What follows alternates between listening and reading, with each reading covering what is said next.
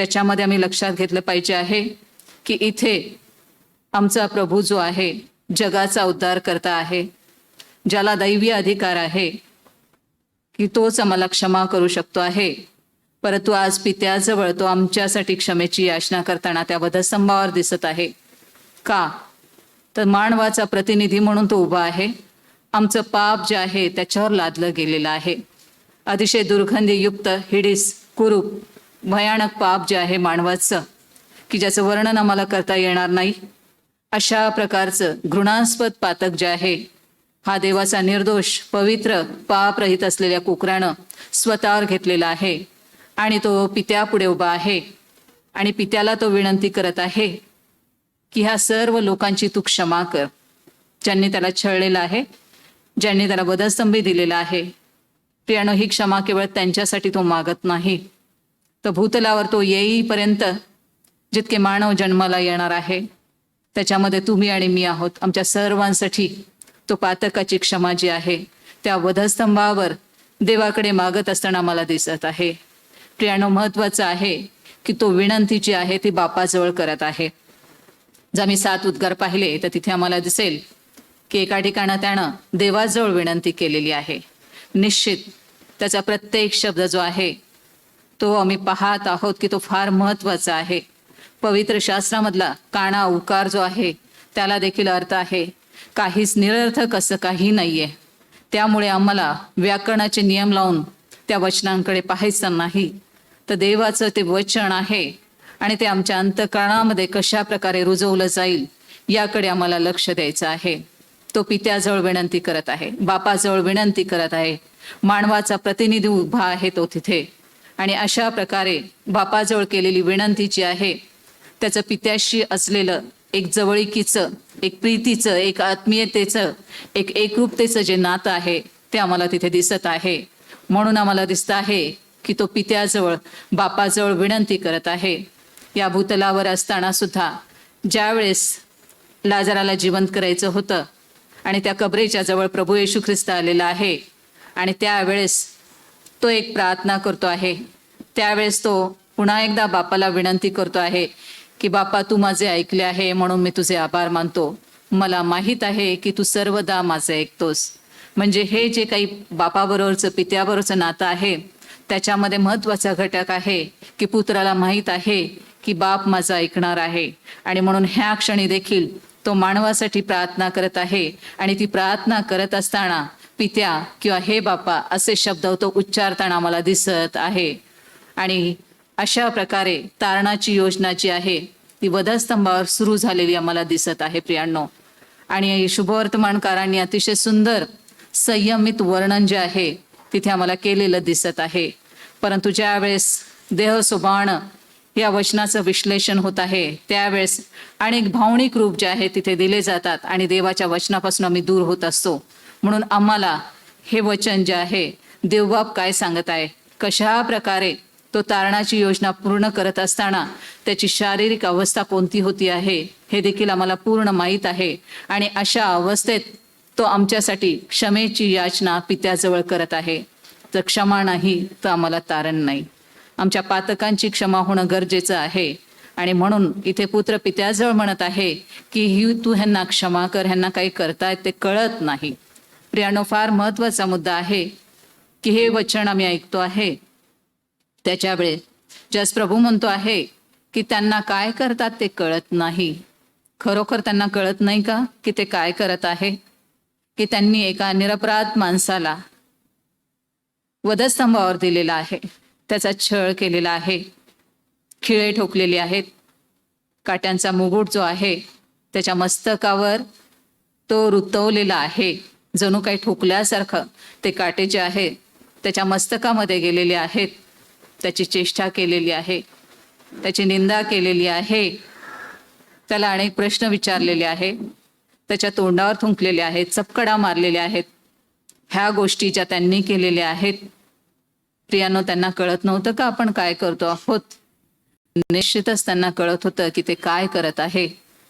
पूर्ण शुद्धीवर असलेला हा जमाव आहे, जाणीवपूर्वक सर्व गोष्टी करणारा हा जमाव आम्हाला दिसत आहे. त्याच्यामध्ये त्याची निवडलेली प्रजा जी आहे, यहुदी लोक जे आहे ते प्रामुख्याने पुढे असताना दिसत आहेत.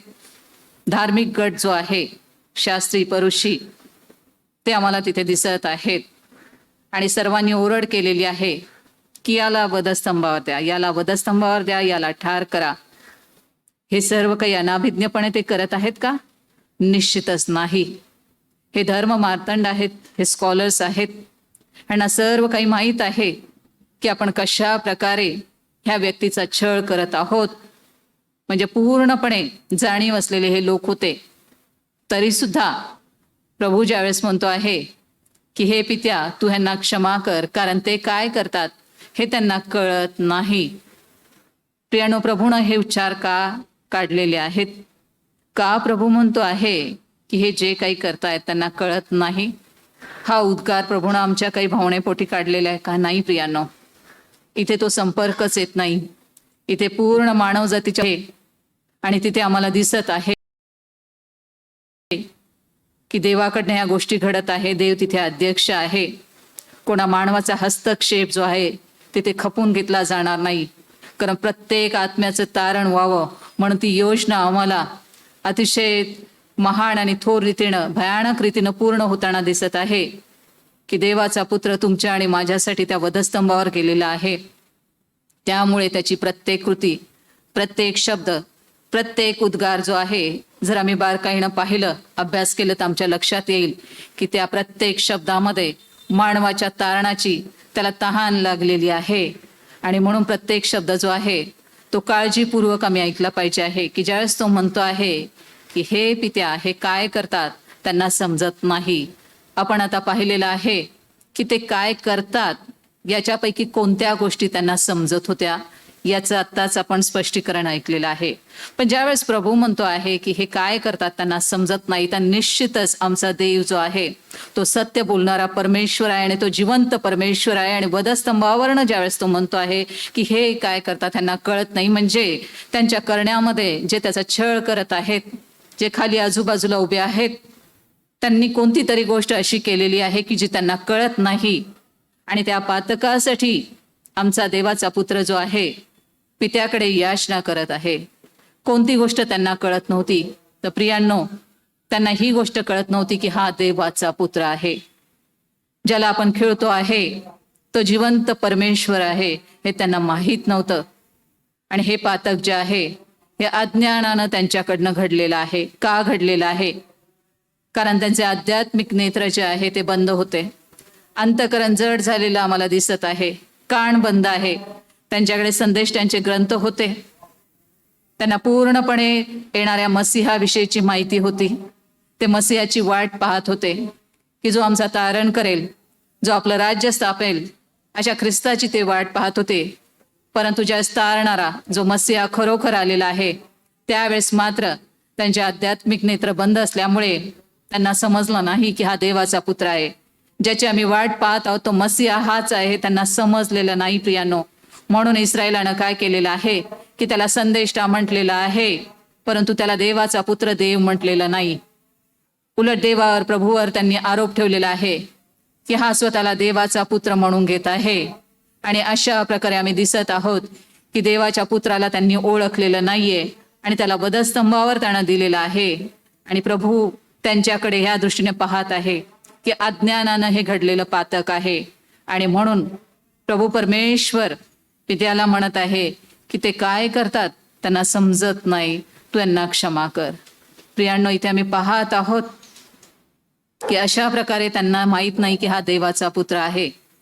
बाकी सर्व त्यांना माहीत आहे.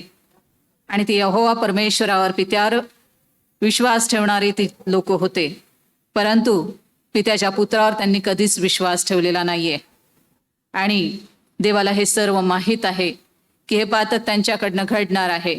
युगापूर्वीच ह्या सर्व गोष्टी ज्या आहेत ह्या निर्धारित केलेल्या आहेत. आणि अज्ञानातून घडलेल्या पातकाला सुद्धा दिव्य क्षमेची गरज असते आहे, ते आम्हाला दिसत आहे. आणि त्याची तरतूद जी आहे जुन्या करारामध्ये देवानं आधीच करून ठेवलेली आहे.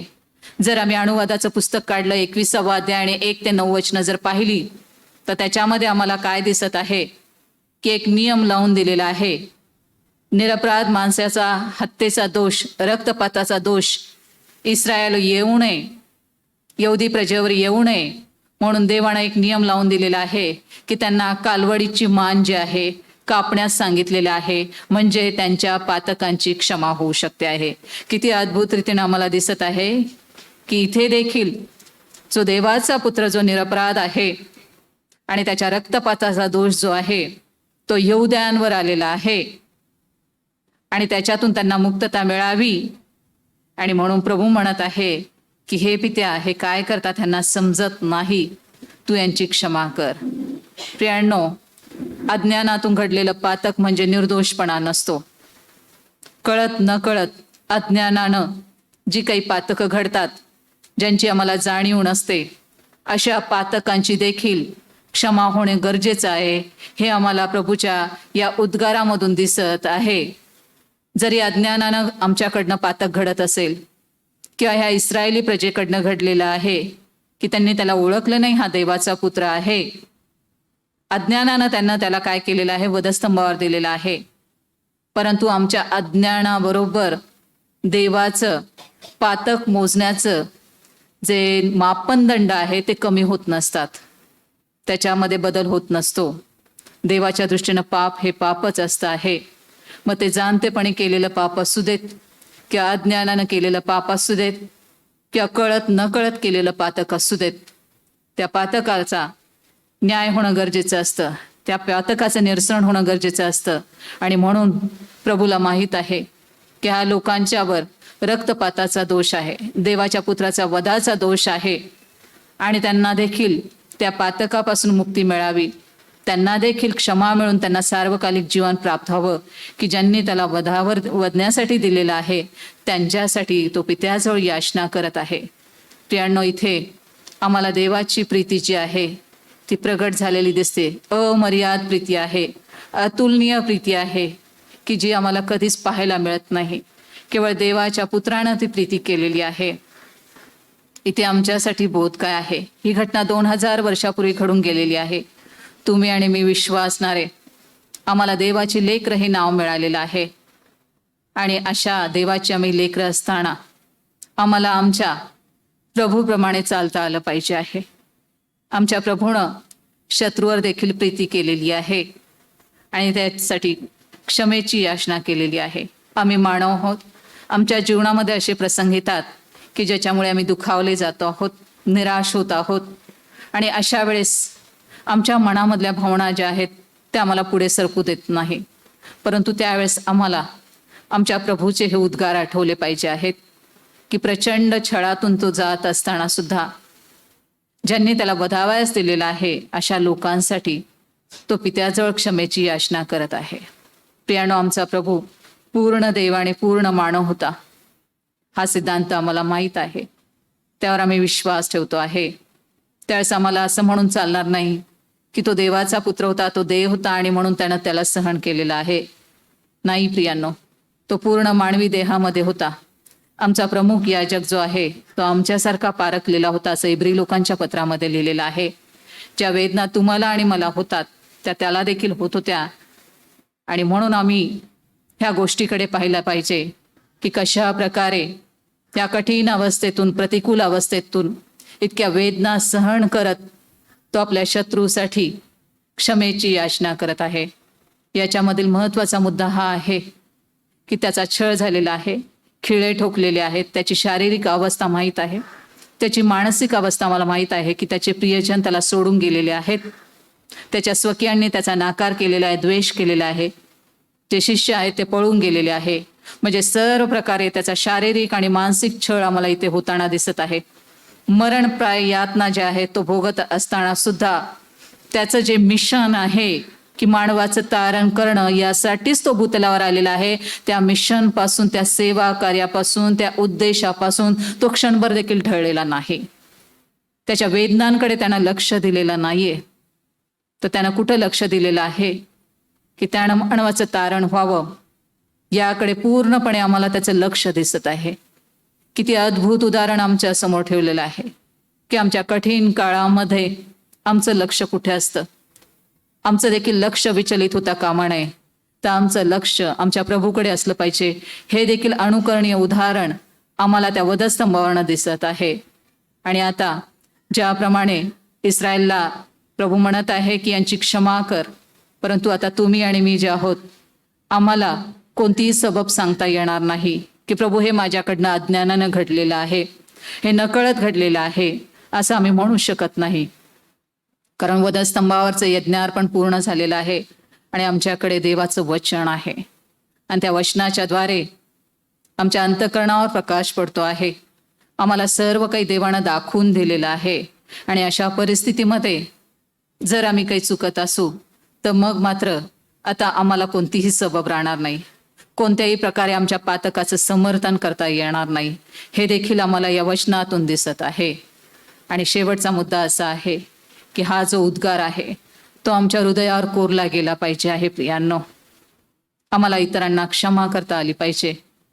पुष्कळ वेळेस काय होतं, कोणी चांगलं केल्यानंतर आम्ही चांगलं करतो त्याचं, कोणी वाईट केल्यानंतर देखील आम्ही चांगलं करतो. ही ती प्रतिक्रिया जी आहे ती आमच्या जीवनामध्ये आवश्यक आहे. पण पुष्कळ वेळेस काय होत आहे की कोणी आमचं वाईट केल्यानंतर कदाचित आम्ही ख्रिस्ती या नात्यानं त्यांचं वाईट करत नाही, परंतु आम्ही तटस्थ राहतो, आम्ही अलिप्त राहतो, तर ते सुद्धा पातक आहे. त्या व्यक्तीला क्षमा मिळाली पाहिजे आहे, त्या व्यक्तीला आमचं चांगुलपण कळालं पाहिजे आहे. त्यामुळे आम्हाला अलिप्त किंवा मौन बाळगणं चालणार नाही. तर ज्याप्रमाणे आमच्या प्रभूनं काय केलेलं आहे की छळ करणाऱ्यांना प्रतिसाद दिलेला आहे. कशा प्रकारचा प्रतिसाद दिलेला आहे, तर पित्याकडे क्षमेची याचना केलेली आहे. आज आम्हाला या उद्गारामधून हेच दिसत आहे की आमचा छळ करणारा जे कोणी असतील की ज्यांच्यामुळे आम्हाला त्रास होत आहे, अशांसाठी आम्हाला देवाजवळ तर क्षमा मागायची आहे, परंतु त्या व्यक्तीला देखील जाणीव करून द्या की मी तुम्हाला क्षमा केलेली आहे. आणि अशा प्रकारे दुहेरी जबाबदारी जी आहे प्रभूनं आमच्याकडे सोपवलेली आहे. प्रभू करो आणि या वचनाद्वारे आम्हास आशीर्वाद देव. आपण दुसऱ्या वचनाकडे वळत आहोत. वधस्तंभावर हा दुसरा उद्गार जो आहे आमच्या प्रभूनं काढलेला आहे. मी तुला खचित खचित सांगतो, तू आज मजबरोबर सुखलोकात असशील. लोककृष्णवर्तमान याचा 23वा अध्याय आणि 43वा वचन. आता पहा की ह्या उद्गाराचं चित्र आमच्या डोळ्यापुढे येत आहे. 2 चोर आहेत, एक डाव्या बाजूला आहे, एक उजव्या बाजूला आहे, आणि मध्ये जिवंत देवाचा कोकरा जो आहे, निर्दोष कोकरा, आमचा प्रभू येशू ख्रिस्त जो आहे तो तिथे खेळलेला आहे. ही वास्तवता जी आहे आमच्या हृदयाला पीळ पाडणारी आहे की जे खेळलेले 2 चोर आहेत ते अपराधी आहेत, गुन्हेगार आहेत, आणि रोमन सत्तेनुसार, अधिकारानुसार किंवा त्यांच्या शिक्षेनुसार ज्यांनी मरणास पात्र असा गुन्हा केलेला आहे त्यांनाच वधस्तंभावर दिलं जात असे.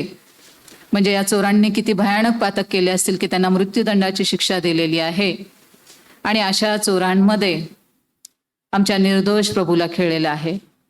किती भयानक गोष्ट आम्हाला तिथे दिसत आहे.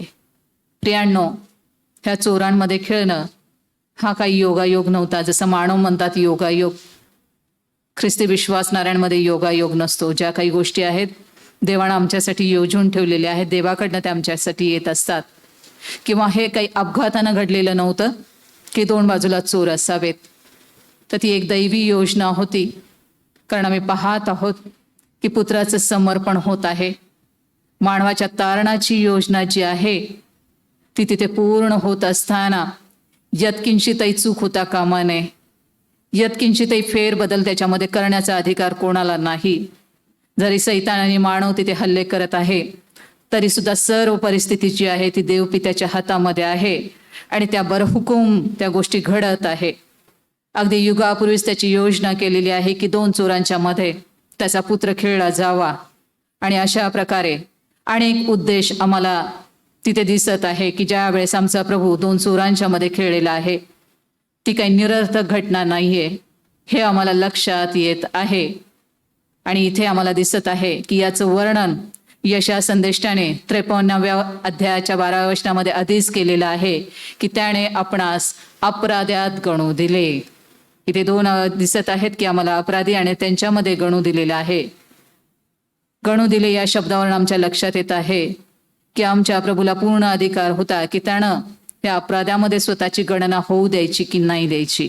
गणू दिले शब्द वापरलेला आहे, तरी सुद्धा पूर्णपणे दैवी अधिकार जे आहे ते बाजूला ठेवून आमच्या प्रभूनं काय केलेलं आहे की आमच्यासाठी स्वतःला त्या 2 अपराध्यांमध्ये गणू दिलेला आहे, त्या 2 अपराध्यांमध्ये खिळू दिलेला आहे.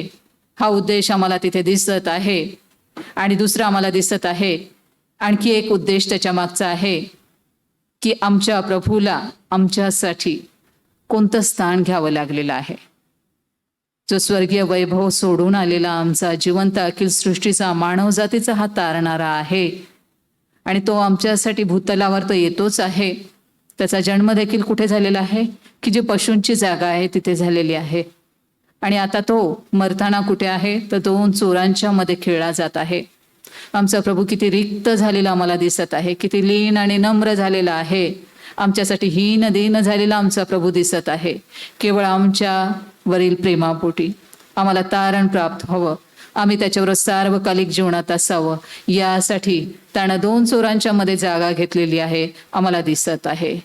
त्या 2 चोरांच्या मध्ये खेळला जाण्याचा आणखी एक दैवी उद्देश आम्हाला त्या वधस्तंभावरचा दिसतो आहे. तारण जे आहे हे देवाकडनं मिळालेलं दान आहे, ते आम्हाला कळावं, कारण त्या तो चोराचं तारण जे झालेलं आहे ते देवाच्या कृपेनं झालेलं आहे. हा उद्देश देखील पूर्ण व्हावा यासाठी आम्हाला तिथे आमचा प्रभू 2 चोरांच्या मध्ये खेळलेला दिसत आहे. आता आम्ही त्या चोरांकडे पाहत आहोत. 2 चोर आहेत, एक डाव्या बाजूला एक उजव्या बाजूला आहे आणि संभाषण चाललेलं आहे. म्हणजे प्रभूचं बोलणं त्यांना ऐकू येत आहे आणि त्यांचं बोलणं प्रभूला ऐकू येत आहे. पहिला चोर जो आहे तो खाली पाहत आहे, त्याचं लक्ष जे आहे पूर्णपणे जगाकडे लागलेलं आहे. त्याचं जर बोलणं आम्ही वाचलं पवित्र शास्त्रामध्ये तर त्याचं जगाचे जे काही आहे त्यानं तो पछाडला गेलेला आहे. तो हव्यास जे आहे, ती आसक्ती जी आहे ती त्याच्या मनामध्ये अजूनही आहे. त्याला माहीत आहे की काही काळातच आपण मरणार आहोत, तीच शिक्षा दिलेली आहे मृत्यूदंडाची, तरी सुद्धा त्यानं लक्ष कुठं लावलेलं आहे तर जगाकडे लावलेलं आहे. परंतु दुसरा जो चोर आहे त्याला माहीत आहे की आपण मरणार आहे आणि त्याचं लक्ष मात्र आता जगाकडे नाही. हे सत्य त्यानं स्वीकारलेलं आहे की आता मी परत जगात जाऊ शकत नाही, पण इथून पुढं माझ्यासाठी काय आहे हे विचारचक्र त्याच्या मनामध्ये सुरू झालेलं आम्हाला दिसत आहे. आमचे मनुष्याचे 2 प्रतिनिधी आम्हाला त्या वधस्तंभावर दिसत आहे की कशा प्रकारची वाटचाल असावी आणि कशा प्रकारची वाटचाल नसावी, ह्या 2 चोरांच्या द्वारे आम्हाला तिथे दिसत आहे. ह्या चोराचं लक्ष दुसऱ्या चोराकडे आम्ही पाहूयात. त्याचं लक्ष जे आहे पूर्णपणे प्रभूकडे लागलेलं आम्हाला दिसत आहे. हा जो उद्गार आता मी ऐकलेला आहे हा दुसरा उद्गार आहे की आज तू मजबरोबर सुखलोकात असशील. पहा, ह्या उद्गारांचा क्रम जो आहे हा दैवी क्रम आहे. तो ठरवलेला आहे की पहिला उद्गार कोणता असावा, दुसरा उद्गार कोणता असावा, कारण त्याच्यामध्ये तारणाची योजना जी आहे ती त्याच्यातनं ध्वनित होते आहे, प्रतीत होती आहे, हे आम्ही लक्षात घेतलं पाहिजे. त्यामुळे अंदाजे ते उद्गार आलेले नाहीये किंवा परिस्थितीनुरूप ते उद्गार आलेले नाहीये, तर ते योजून ठेवलेले उद्गार आहे. हे मी असं का म्हणते आहे, कारण चोराला ज्यावेळेस प्रभू म्हणतो आहे तू आज माझ्याबरोबर सुखलोकात असशील, त्यावेळेस पहिला उद्गार जो आहे तो होऊन गेलेला आहे आणि चोरानं तो उद्गार ऐकलेला आहे. पहिला उद्गार कोणता आहे की हे पित्या हे काय करतात, ह्यांना कळत नाही, तू ह्यांना क्षमा कर. आणि ह्या चोरानं तो उद्गार ऐकलेला आहे. प्रियानो, ह्या चोराचं लक्ष कुठं आहे, त्याला माहीत आहे आपण काय पातक केलेलं आहे आणि आता आपण मरणार आहोत, पण मरणानंतर काय. परंतु ज्या वेळेस त्यानं हा पहिला उद्गार ऐकलेला आहे त्यावेळेस त्याला पवित्र आत्म्यानं त्याच्या हृदयामध्ये कार्य सुरू केलेलं आहे. त्याला बोचणी दिलेली आहे, त्याची पापं त्याला दाखवलेली आहे, पश्चातापाकडे देव त्याला वळवत आहे. आणि म्हणून तो पहिला चोर जो प्रभूची चेष्टा करत आहे त्याला तो म्हणतो आहे की तुला देवाची भीती वाटत नाही का. इथे देवाचं भय जे आहे ह्या चोराच्या मनात निर्माण झालेलं दिसत आहे. पृथ्वीवर असताना अतिशय भयानक पातकं त्यानं केलेले आहे, परंतु आता मरणाच्या दाढेमध्ये असताना ह्या चोराला काय झालेलं आहे, देवाची भीती वाटू लागलेली आहे. का भीती वाटू लागलेली आहे, त्यानं पहिला क्षमेचा उद्गार ऐकलेला आहे. आता त्याची सध्या गरज कोणती आहे, काही क्षणातच तो मरणार आहे. त्याच्या पातकांची क्षमा जी आहे ती होणं गरजेचं आहे.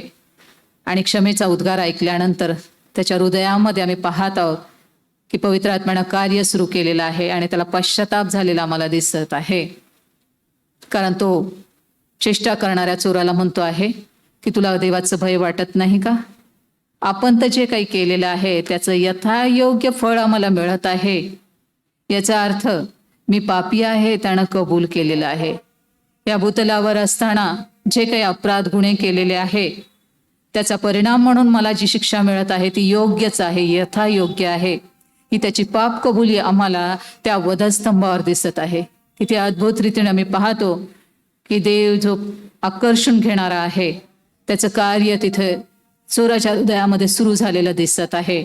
आणि अशा प्रकारे आम्ही कल्पना करू शकतो आहे का की वधस्तंभावर खेळलेल्या अवस्थेत आहे आणि अशा अवस्थेमध्ये देव त्याला आपल्याकडे वळवत आहे, त्याला आकर्षून घेताना दिसत आहे. आणि हा चोर जो आहे हा पश्चाताप करताना दिसत आहे, स्वतःच्या पातकांची कबुली देताना दिसत आहे.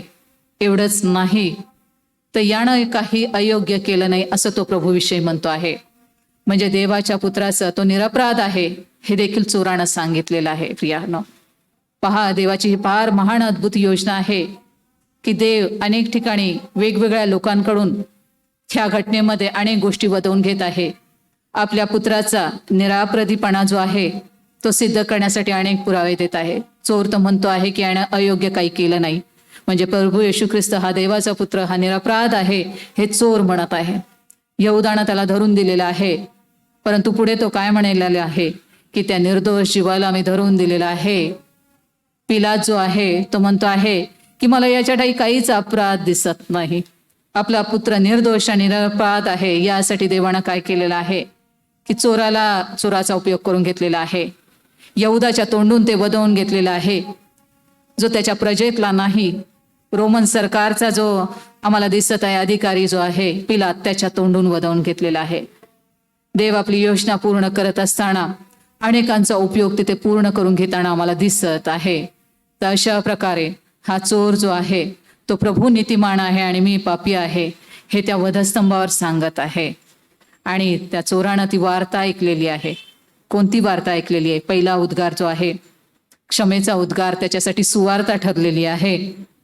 आणि रोमकरासपत्र 10वा अध्याय जर आम्ही काढला तर तिथे काय सांगितलेलं आहे की वार्तेनं विश्वास निर्माण होतो.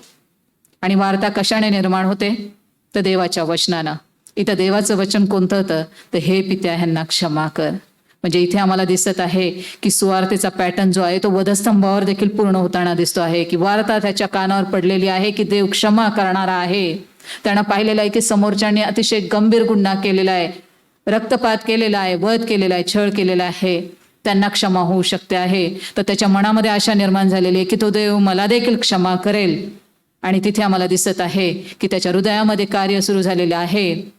प्रियानो, इथे दुहेरी भूमिका सुवार्तेची आम्हाला दुहेरी पॅटर्न दिसतो आहे की वधस्तंभ जे ठिकाण नाही सुवार्तेचं, तिथे देवानं कार्य केलेलं आहे, सुवार्ता सांगितलेली आहे. आणि तो आत्मा प्रभूकडे वळत आहे. आणि सुवार्ता सांगणारा कोण आहे? मानवी देहातला देवाचा पुत्र आहे. सुवार्तेबद्दल काय सांगितलेलं आहे? रोमकरासपत्र की वचन सांगणाऱ्याचे चरण किती मनोरम दिसतात, शुभवार्ता घेऊन येणाऱ्याचे चरण किती मनोरम दिसतात. आमच्या प्रभूचे चरण कसे होते? विंधलेले होते, रक्ताळलेले होते, ठोकलेले होते. आणि अशा प्रकारे असताना सुद्धा त्यानं सुवार्ता सांगितलेली आहे. ते विंधलेले, ते रक्ताळलेले पाय जे आहेत ते चरण किती मनोरम आहेत. कारण त्यांनी काय केलेलं आहे की वधस्तंभावरच्या चोराला सुवार्ता सांगितलेली आहे. आणि परिणाम काय झालेला आहे की त्या चोरानं पश्चाताप केलेला आहे, पापी असल्याची कबुली दिलेली आहे. आणि पुढचं आम्ही पाहत आहोत त्यानं काय केलेलं आहे की तो म्हणतो की हे प्रभू, ज्यास राजाधिकारानं तू येशील त्यास माझी आठवण कर. म्हणजे प्रभू अजून मरण पावलेला नाही. व चोरानं इथे जे वाक्य उच्चारलेले ते फार महत्वाचं की तू राजाधिकारानं येशील. प्रभू केव्हा राजाधिकारानं येऊ शकतो आहे? पुनरुत्थान झाल्यानंतर. म्हणजे चोरानं त्याच्या मरणावर पण विश्वास ठेवलेला आहे. आणि हा पुनरुत्थान याचं होणार आहे याच्यावर देखील विश्वास ठेवलेला आहे. पुनरुत्थित ख्रिस्ताची तो वाट पाहत आहे आणि म्हणत आहे की तू राजाधिकारानं येशील. म्हणजे इथं त्यानं पूर्णपणे मान्य केलेलं आहे की तू देवाचा पुत्र आहेस, तू देव आहेस आणि मी तुझ्यावर विश्वास ठेवतो, मी पापी आहेस हे देखील त्यानं कबूल केलेलं आहे. आणि अशा प्रकारे ती तारणाची योजना आम्हाला चोराच्या बाबतीमध्ये पूर्ण झालेली दिसत आहे. आणि प्रभूनं त्याला अभिवचन दिलेलं आहे की तू आज मजबुरावर सुखलोकात असशील. प्रियानो, त्या चोरानं ह्या भूतलावर असताना कोणती सत्कृत्य केलेली नाहीत. आता त्याला ही पण आशा नाहीये की आता त्याला संधी नाहीये की ते वधस्तंभावरून खाली उतरावं आणि काहीतरी सत्कृत्य करावं. त्याच्या खात्यावर एकही चांगलं कृत्य जे आहे ते लिहिलं गेलेलं नाहीये. त्यासाठीच तो त्या वधस्तंभावर गेलेला आहे. परंतु ज्यावेळेस त्यानं आपल्या पापाची कबुली दिलेली आहे, ज्यावेळेस त्यानं ख्रिस्तावर विश्वास ठेवलेला आहे की तू देव आहेस, देवाचा पुत्र आहे, त्या क्षणी त्याची सर्व पापं जी आहे ती धुतली गेलेली आहे आणि देवाच्या पुत्राच्या रक्तानं तो नीतिमान ठरवला जाणार आहे. किती अद्भुत घटना आम्हाला दिसत आहे प्रियांनो. त्यामुळे सत्कृत्याने तारण जे आहे ते नाही, हा एक उद्देश आम्हाला त्या वधस्तंभावर ह्या चोराच्या बाबतीमध्ये दिसत आहे. आज तुम्ही आणि मी विश्वासणारे आहोत प्रियांनो. आम्हाला अतिशय गांभीर्याने विचार केला पाहिजे आहे की त्या चोराला संधी मिळालेली आहे, पण ती संधी प्रत्येकालाच मिळेल असं नाही. म्हणून आम्हाला परमेश्वर प्राप्तीचा काळ आहे तोवरच त्याचा शोध घेतला पाहिजे. आमच्या जो वेळ आहे तोवरच आम्हाला त्याच्या शरण गेलं पाहिजे. कारण आता आम्ही भयंकर कालावधीतून जात आहोत. हबक्कुक म्हणतो आहे की पुढे मरी चाललेली आहे, मागे प्रभू येत आहे. प्रभूच्या येण्याचे सर्व संकेत जे आहे ते आम्हाला दिसत आहे आणि त्यावेळेस आम्ही, आमचं कुटुंब जे आहे त्या प्रभूशी आम्ही एकरूप झालेलो आहोत का? प्रभूच्या विश्वासामध्ये आम्ही चालत आहोत का? तर त्यावेळेस जर आम्ही चालत असू तर आम्हाला खात्री आहे की ज्यावेळेस प्रभू गौरवाने येणार आहे त्यावेळेस मी आणि माझं कुटुंब जे आहे प्रभू स्वर्गीय राज्यामध्ये असू. जे अभिवचन त्यानं चोराला दिलेलं आहे ते अभिवचन आमच्यासाठी देखील ठेवलेलं आहे. पण त्याच्यासाठी गरज आहे की प्रभू मी पापी आहे कबूल करणं, पातकांची क्षमा मागणं, पश्चाताप करणं आणि पुन्हा नव्यानं प्रभूच्या चरणाकडे जाण्याची गरज आहे. आणि तो चांगला आहे, तो दयाळू आहे, तो मंद क्रोध आहे, तो सर्वदाच दोष देत नाही. आमच्या पातकाच्या मानानं तो आम्हाला शिक्षा करत नाही असं त्यानं अभिवचन दिलेलं आहे. प्रियांनो, असा अद्भुत प्रीती करणारा देव जो आहे त्यानं हा उद्गार काढलेला आहे. त्या चोराला तो म्हणतो आहे की तू आज मजबुरावर सुखलोकात असशील.